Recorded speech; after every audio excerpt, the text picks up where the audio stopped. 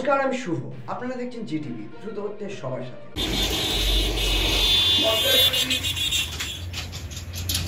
মৃত্যু তাকে রাজনীতিতে টেনে নিয়ে এলো। ইন্দিরা গান্ধীর মৃত্যু তাকে ভারতবর্ষের প্রধানমন্ত্রী করল।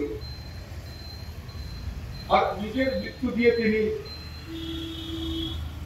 ভারতবর্ষের জন্মলাভের ঋণ পরিশোধ করলেন।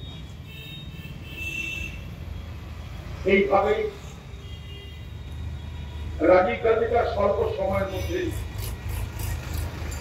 আমাদের দেশকে এগিয়ে যাওয়ার ভারতবর্ষের পার্লামেন্টে কংগ্রেসকে দোষারোপ করার জন্য রাজীব গান্ধীর নাম ব্যবহার করা হয়। বলা হয় রাজীব গান্ধী নিজেই তো বলে গেছেন যে মানুষের টাকা মানুষের কাছে পৌঁছায়, কেন্দ্র যা বরাদ্দ করে তার 15% টাকা মানুষের কাছে পৌঁছায়, বাকিটা মাঝ রাস্তায় লুটপাট হয়ে যায়, দুর্নীতিগ্রস্ত হয়ে যায়। ভারতবর্ষের সাধারণ মানুষের অর্থ এইভাবে বিপথে দুর্নীতিগ্রস্তদের পকেটে চলে যায়। সেটি বুঝেছিলেন 80-র দশক। সত্য কথা বলাটাই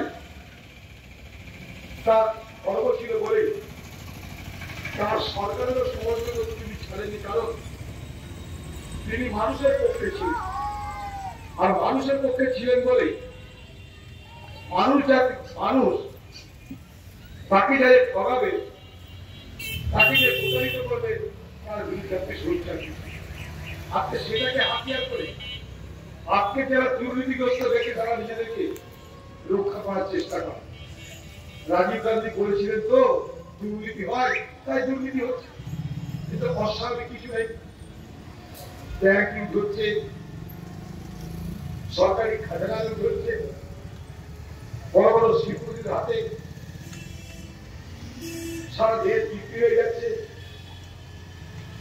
সেগুলো বলতে গেলে বলবে রাজীব গান্ধী আগেই বলেছে যে দুর্নীতি হয়,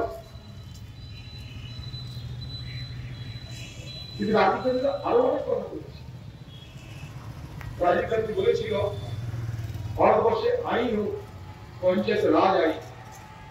রাজীব গান্ধী বলেছিল ভারতবর্ষের আইন হোক নগরপালিকা আইন। কারণ এত বড় দেশ কটা এমপি হয়? এই যে এখন আমাদের এমপি, আমি প্রাক্তন এমপি তো বটেই, ভারতবর্ষে মাত্র 543টা এমপি হওয়ার সুযোগ লোকসভা, রাজ্যসভায় 245টা, বাকি এমএলএ এই 4 থেকে 4,500, জনসংখ্যা 140। এত বড় জনসংখ্যার দেশে এই কটা এমএলএ, এই কটা এমপি মানুষের দেখভাল করবার, মানুষের সমস্যা সুপার বদল করে সুযোগ আছে।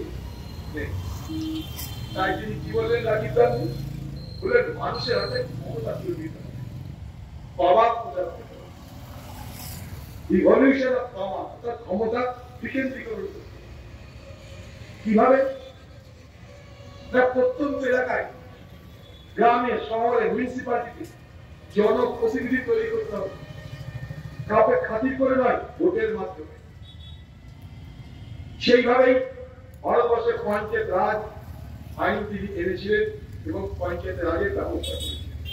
তবে তিনি যদি জানতেন যে বাংলা নামক পশ্চিমবঙ্গ নামক একটা দেশ হবে যেখানে পঞ্চায়েত ভোট হবে, কিন্তু ভোটে মানুষ ভোট দিতে পারবে, লুট হবে, তাহলে তিনি ভাবতেন আরেকবার যে এখানে কি কি ব্যবস্থা করা যায় যাতে ভোটটা ভোট হয়, লুট যাতে না হয়, যে পৌরসভায় হোক আর পঞ্চায়েতে হোক।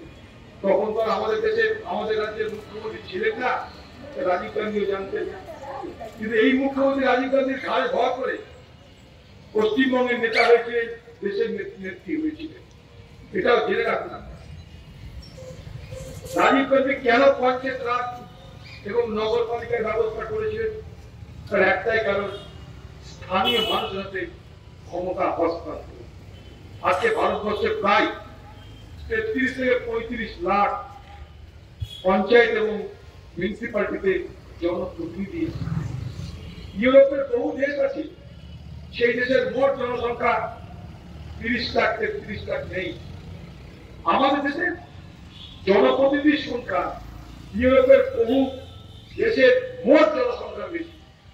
তাহলে বুঝতে পারছেন আমরা কোন গণতান্ত্রিক পরিকাঠামো হাতে পেয়েছি, যেখানে একটা গ্রামের প্রধানের সার্টিফিকেট আমার মতন একটা প্রাক্তন এমপি এমএলএ সার্টিফিকেট থেকে অনেক ক্ষমতার অপব্যবহার করে মানুষকে সুবিধা দিয়ে লুট করা, চুরি করা, সেটা অন্য জিনিস।